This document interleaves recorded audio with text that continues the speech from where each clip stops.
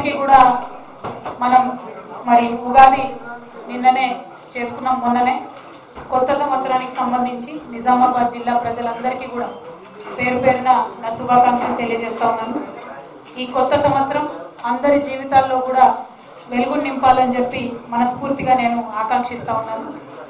ముఖ్యంగా తెలంగాణ కోసం అహర్నిశలు కష్టపడ్డటువంటి గులాబీ జెండా వాళ్లకు కష్టపడకుండానే తెలంగాణ కోసం మేము ఏదో చేసినామని చెప్పేటటువంటి మిగతా అన్ని కండువాల వాళ్ళకు జెండాల వాళ్ళకు కూడా ఈ సంవత్సరం చాలా బాగుండాలని చెప్పి మనస్ఫూర్తిగా కోరుకుంటా ఉన్నాం.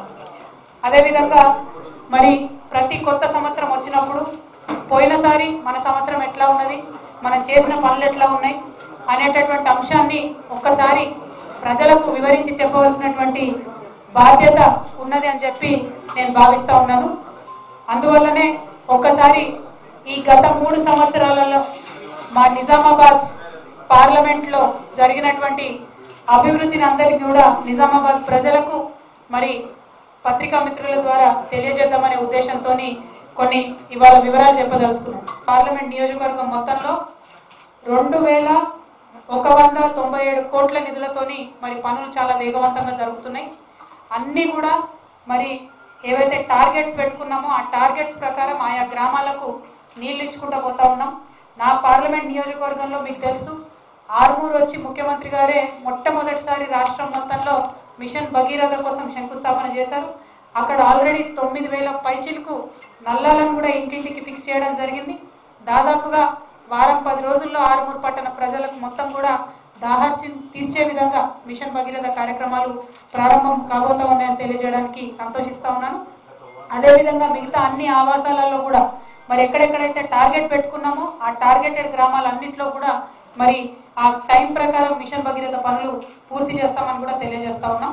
అదేవిధంగా ఈ 3 సంవత్సరాలలో మా ఎంపీ నియోజకవర్గం అంతా కూడా కలిపి మిషన్ కాకతీయ కోసం 284 కోట్ల రూపాయలతోని వందలాది చెరువులను కూడా మరి టేకప్ చేసి వాటిని మరమ్మతులు చేసి మళ్ళా వాటిని గ్రామ ప్రజలకు అప్పగించడం జరిగింది. అదేవిధంగా నిజాం సాగర్ దాని యొక్క ఆధునీకరణ కోసం 149 కోట్ల రూపాయలతోని పనులు చేయడం జరిగింది. అదేవిధంగా మన శ్రీరామ్ సాగర్ కెనాల్ ఆధునీకరణ కోసం 135 కోట్ల రూపాయలతోని ఆధునీకరణ పనులు చేపట్టడం జరిగింది. అంతేకాకుండా నేను ఎంపీగా పోటీ చేసినప్పుడు ఒక వాగ్దానం ఇవ్వడం జరిగింది ఇక్కడ ప్రజలకు. ఇవాళ నిజామాబాద్ జిల్లా చూసుకున్నట్టయితే ఆనాడు నేను చెప్పిన మాట 4 లక్షల ఎకరాలు మనకు సాగవుతా ఉన్నది. మరి 5 సంవత్సరాలు టీఆర్ఎస్ పార్టీకి మీరు అధికారం ఇవ్వండి, దీన్ని మేము ఖచ్చితంగా డబుల్ చేసి చూపిస్తామని చెప్పి మేము ఆనాడు మాట ఇవ్వడం జరిగింది. అన్నట్టుగానే ఒక పక్క భారీ నీటి సాగుదలకు సంబంధించినటువంటి రంగంలో మరమ్మతులు చేసుకోవడం, మిషన్ కాకతీయతోని ఇంకా కొత్త ఆయకట్టు తీసుకురావడం, అదేవిధంగా కొత్త లిఫ్ట్లతోని అదే మరి మూలకు పడున్నటువంటి లిఫ్ట్ల రిపేర్లతోని కూడా ప్రతి నియోజకవర్గంలో అభివృద్ధి కార్యక్రమాలు చేపట్టడం జరిగింది. ముఖ్యంగా లిఫ్ట్లకు సంబంధించి నా ఎంపీ నియోజకవర్గంలో 64 కోట్ల రూపాయలు ఇంతవరకు మనం తెచ్చుకోవడం జరిగింది. అదేవిధంగా R&B రోడ్లు ఎన్నడూ లేని విధంగా జిల్లా కేంద్రం నుంచి అన్ని నియోజకవర్గాలకు, అన్ని నియోజకవర్గ కేంద్రాల నుంచి అన్ని మండల కేంద్రాలకు మరి రోడ్ల రిపేర్లు అన్నవి చాలా పెద్ద ఎత్తున మన ప్రభుత్వం వచ్చిన తర్వాత చేపట్టడం జరిగింది. R&B కోసం 750 కోట్ల రూపాయలను కూడా నా నియోజకవర్గానికి నిధులు తెచ్చుకోగలిగిన మా ఎమ్మెల్యేలందరి సహకారంతో అని చెప్పి ఈ సందర్భంగా తెలియజేస్తా ఉన్నాం. అదేవిధంగా నేషనల్ హైవేస్ నుంచి మన 231 కోట్ల రూపాయలని తెచ్చుకోగలిగినాం. PR రోడ్స్ అంటే గ్రామాలకు మధ్యలో లింక్స్ ఉండేటటువంటి రోడ్లు ఏవైతే ఉంటాయో వాటి కోసం 240 కోట్ల రూపాయలు తెచ్చుకోవడం జరిగింది. మరి రైతుల కోసం నాణ్యమైనటువంటి 9 గంటల కరెంట్ ఇవ్వడానికి ప్రతి నియోజకవర్గంలో కూడా సబ్ స్టేషన్లను పెంచుకోవడం, డిస్ట్రిబ్యూషన్కి సంబంధించినటువంటి కొత్త లైన్లను వేసుకోవడం, ట్రాన్స్ఫార్మర్లకు ఉండేటటువంటి ఎఫిషియన్సీని పెంచుకోవడం, ఇవన్నీ చేయడం కోసం మన నిజామాబాద్ ఎంపీ నియోజకవర్గ పరిధిలో 141 కోట్ల రూపాయలతో కూడా మరి పనులు చేపట్టడం జరిగింది. అదేవిధంగా మా ఎంపీ నియోజకవర్గ పరిధిలో రైతు రుణమాఫీ చూసుకున్నట్టయితే 1,74,300 మంది రైతులకు బెనిఫిట్ అయ్యే విధంగా మరి 746 కోట్ల రూపాయలను రుణమాఫీ చేయడం జరిగింది. దాంట్లో చివరి విడత ఇంకొక 5-6 రోజులైతే మరి అది కూడా తీరిపోయేటటువంటి అవకాశం ఉన్నది. దాంతోపాటు ఎప్పటి నుంచో పెండింగ్ ఉన్నటువంటి ఎర్రజొన్న రైతుల బకాయిలు దాదాపు 11.5 కోట్ల రూపాయలను కూడా ఆర్మూర్, బాల్కొండ, నిజామాబాద్ రూరల్ నియోజకవర్గ ప్రాంతాల రైతులకు బెనిఫిట్ అయ్యే విధంగా దాన్ని కూడా మనం చేసుకోవడం జరిగింది. అదేవిధంగా నిజామాబాద్ పార్లమెంటరీ నియోజకవర్గం అంటే నిజామాబాద్ పట్టణం దాంట్లో ఒక ముఖ్యమైనటువంటి అంశం. మరి అటువంటి పట్టణం యొక్క ఆధునీకరణ కోసం, మంచి సౌకర్యాలు ఈ పట్టణ ప్రజలకు కల్పించడం కోసం చిత్తశుద్ధితోని మా ప్రభుత్వం పనిచేస్తూ ఉన్నది. ఎన్నటి నుంచో, ఎన్నో సంవత్సరాల నుంచి అండర్ గ్రౌండ్ డ్రైనేజ్ అనేటటువంటిది నిజామాబాద్ ప్రజల కలగానే మిగిలిపోయింది. పనులు చేపట్టడం ఆగిపోవడం, అన్ని రకరకాల అవినీతి కార్యక్రమాలు కూడా దానిలో జరిగినాయి. వాటన్నిటిని కూడా మేము టేకప్ చేసి మరి వాటిని క్లీనప్ చేసి మొత్తం 231 కోట్ల రూపాయలతోని నిజామాబాద్ అండర్ గ్రౌండ్ పనులను మరి ఇంకొక 25 కోట్లు కూడా ఎన్హాన్స్ అవుతుంది అని మా ముఖ్యమంత్రి గారు కూడా దానికి పర్మిషన్ ఇచ్చినారు. దాంతో పూర్తి చేయడం జరుగుతూ ఉన్నది. ఒక పక్క అండర్ గ్రౌండ్ డ్రైనేజ్ పూర్తి కాగానే నిజామాబాద్ ప్రజల కళ ఇక్కడ రోడ్లు బాగుండాలి. మనది నగరం అయినప్పటికీ, జిల్లా హెడ్ క్వార్టర్ అయినప్పటికీ మన దగ్గర రోడ్లు బాగలేవని నిజామాబాద్ ప్రజలు మనం ఎన్నో సంవత్సరాల నుంచి బాధపడతా ఉన్నాం. నేను వారందరికీ ఒకటే మాట చెప్తూ వచ్చాను, అండర్ గ్రౌండ్ డ్రైనేజ్ పూర్తయిన వెంటనే నగరం యొక్క సుందరీకరణను మనం తీసుకెళ్దామని చెప్పినాం. మా అర్బన్ ఎమ్మెల్యే గారు గణేష్ గుప్తా గారి ఆధ్వర్యంలో 2016-17 సంవత్సరానికి 100 కోట్ల రూపాయలను మా గౌరవ మంత్రివర్యులు కేటీఆర్ గారు నిజామాబాద్ పట్టణ సుందరీకరణ కోసం కేటాయించడం జరిగింది. అదేవిధంగా 2017-18 కోసం కూడా మరొక 100 కోట్లను నగరంలో ఉండేటటువంటి రోడ్లు, పార్కులు, లైట్లు, ఆ యొక్క సుందరీకరణ కోసం మరొక 100 కోట్లను కూడా వారు కేటాయించడం జరిగింది. అదేవిధంగా మొత్తం నా నియోజకవర్గ పరిధిలో, ఎంపీ నియోజకవర్గ పరిధిలో చూసుకున్నట్టయితే 2 బెడ్రూమ్ హౌసెస్ కోసం 300, డబుల్ బెడ్రూమ్ ఇళ్ల కోసం 325 కోట్ల రూపాయలతో పనులు చేపట్టడం అయింది. నిజామాబాద్ పట్టణంలో ఉండేటటువంటి 4000 పైచిలుకు ఇళ్ల కోసం దాదాపుగా పనులు కూడా ఖరారయ్యేటటువంటి చివరి దశలో ఉన్నది. అట్లానే జగిత్యాల పట్టణంలో కూడా 4000 ఇళ్ల కోసం కూడా మరి చివరి దశలో ప్రయత్నాలు జరుగుతూ ఉన్నాయి. దాంతోపాటు పసుపు పార్కు కేంద్ర ప్రభుత్వం ఇస్తామని చెప్తే ఇక్కడ 42 ఎకరాల భూమిని తీసుకొని మనం ఇవ్వడం జరిగింది. కానీ చివరి నిమిషంలో కేంద్ర ప్రభుత్వం మేము పసుపు పార్కు డబ్బులు ఇవ్వలేమని చెప్తే మా గౌరవ ముఖ్యమంత్రి గారు 30 కోట్ల రూపాయలు ఇచ్చి బాల్కొండ నియోజకవర్గంలో మన నిజామాబాద్ ప్రాంత నేను ఎంపీ అయిన తర్వాత మొట్టమొదటి రివ్యూ చేపట్టిందే మెడికల్ కాలేజ్ గురించి. మన నిజామాబాద్ లో medical college, government medical college రావాలి, ఎట్టి పరిస్థితుల్లో అది వెనక్కి వెళ్ళిపోకూడదు పర్మిషన్స్ అని చెప్పి గౌరవ ముఖ్యమంత్రి వర్యులను అడిగితే ఇవాళటి వరకు 132 కోట్ల రూపాయలను మెడికల్ కాలేజ్ కమ్ హాస్పిటల్ కలిపి మన గౌరవ ముఖ్యమంత్రి గారు కేటాయించడం జరిగింది.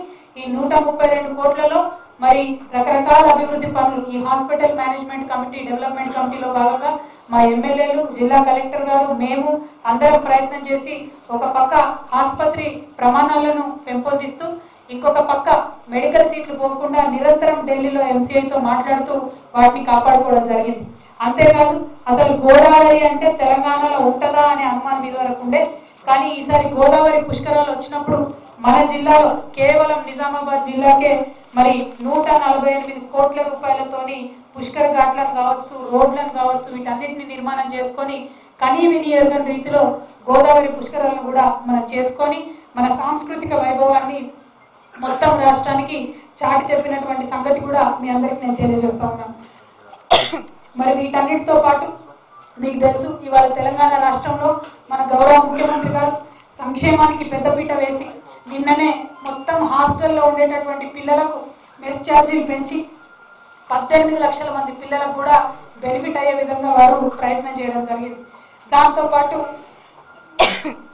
మన బీడీ కార్మికులకు, ఒంటరి మహిళలకు మనము 81,000 మంది ఈ రాష్ట్రంలో మిగిలిపోతే వారికి కూడా పెన్షన్ ఇచ్చుకోవాలని చెప్పి వాటికి ఈ ఏప్రిల్ 1 నుంచి బీడీ కార్మికులందరికీ కూడా పెన్షన్ ఇచ్చుకునేటటువంటి కార్యక్రమం చేస్తూ ఉన్నాం.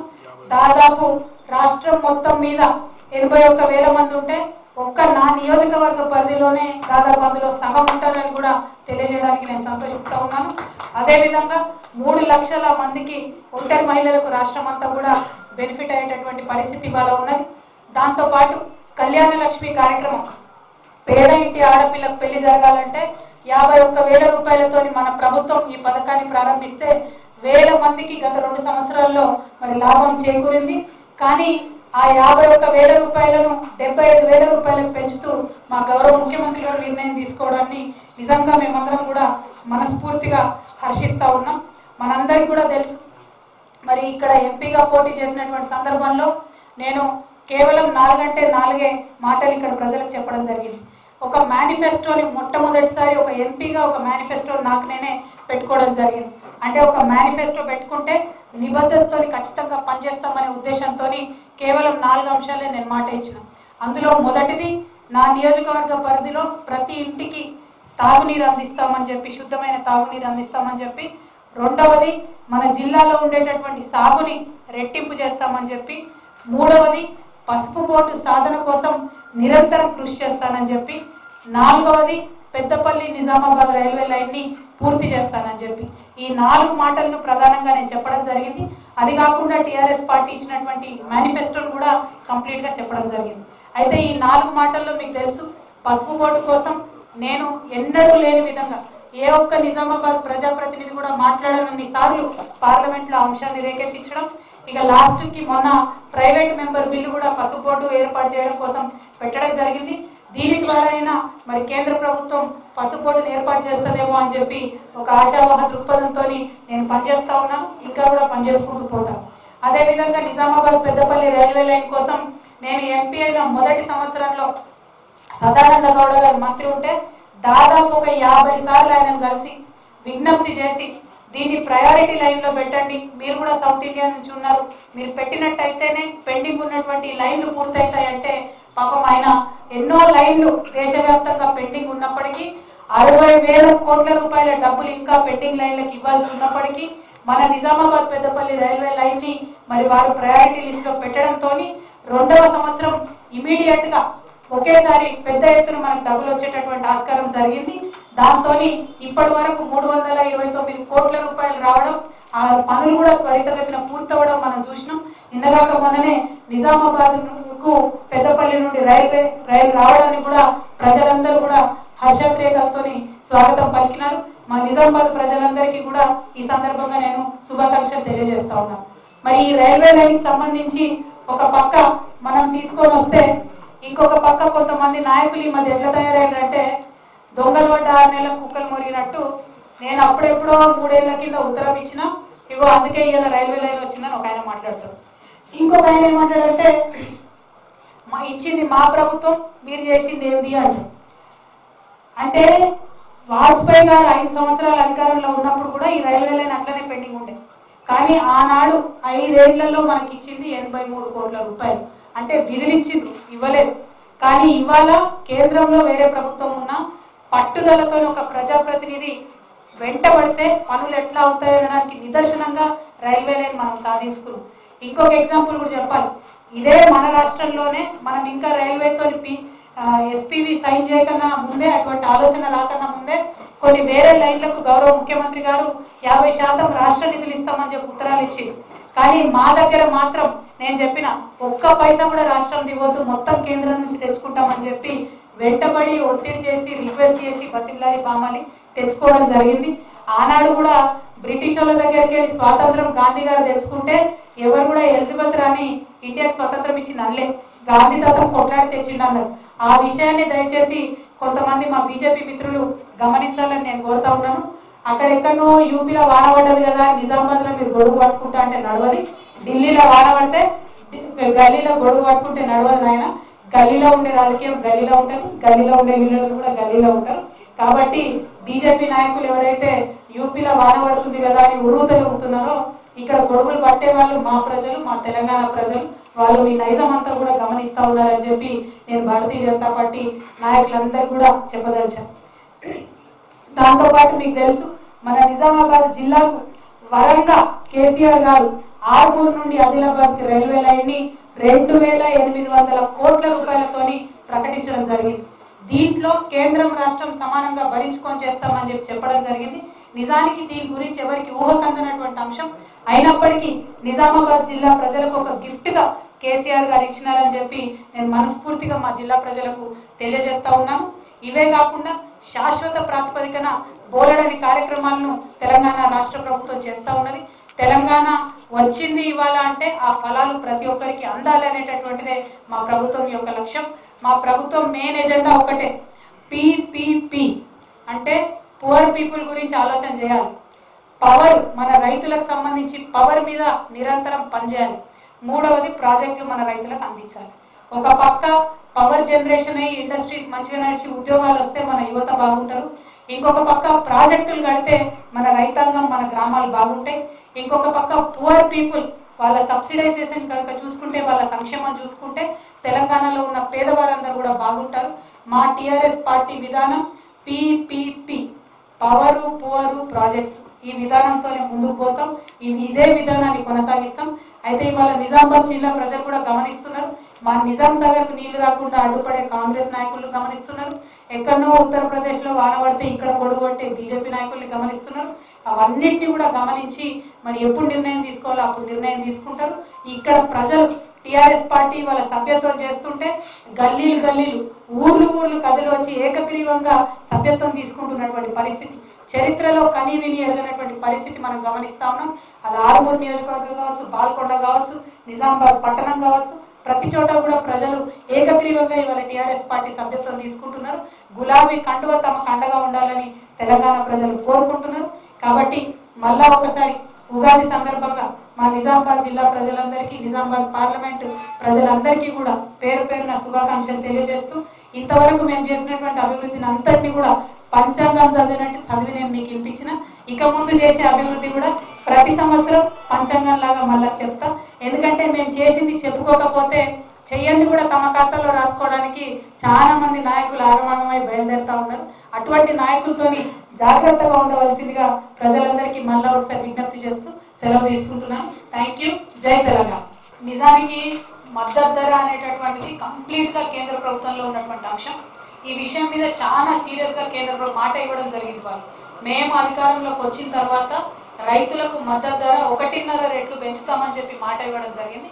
కానీ ఆ మాటను కంప్లీట్ గా వాళ్ళు విస్మరించి ప్రతి సంవత్సరం ఇప్పటి వరకు మద్దతు ధర ఉన్నదే 13-14 పంటలకు, వాటికి కూడా 50 రూపాయలు పెంచుతున్నారు తప్పితే ఎక్కడ కూడా ఒక సమగ్రమైనటువంటి విధానం కానీ, రైతును ఆదుకోవాలనేటటువంటి విధానం కానీ కనపడతలేదు. దానిలో ఉండేటటువంటి మరి దాని ప్రతిఫలమే ఇవాళ మిర్చి రైతులైనా, పసుపు రైతులైనా, నిన్న మొన్నటి దాకా కంది రైతులైనా వీళ్ళందరూ కూడా ఇబ్బంది పడ్డారు. కాబట్టి ఒక సమగ్రమైనటువంటి విధానం నిజంగా కేంద్ర ప్రభుత్వం తీసుకొని రావాలని చెప్పి మనస్ఫూర్తిగా నేను కోరుతా ఉన్నాను. అంతవరకు మాత్రం మా రైతన్నలు, అది మిర్చి రైతులు కావచ్చు, పసుపు రైతులు కావచ్చు, మార్కెట్ యార్డ్లో వచ్చినటువంటి కొత్త పద్ధతులు నచ్చి కొందరు, నచ్చక కొందరు కూడా, అంటే మార్కెట్లో ఉండేటటువంటి మేబీ కొంతమంది ఆఫీసర్లు కూడా ఇబ్బంది పెడుతున్నట్టున్నారు. అట్లా జరగకుండా మా ప్రభుత్వం తరఫున కంప్లీట్గా చర్యలు తీసుకుంటామని చెప్పి తెలియజేస్తూ రైతులు ధైర్యంగా ఉండవలసిందిగా కోరుతాం.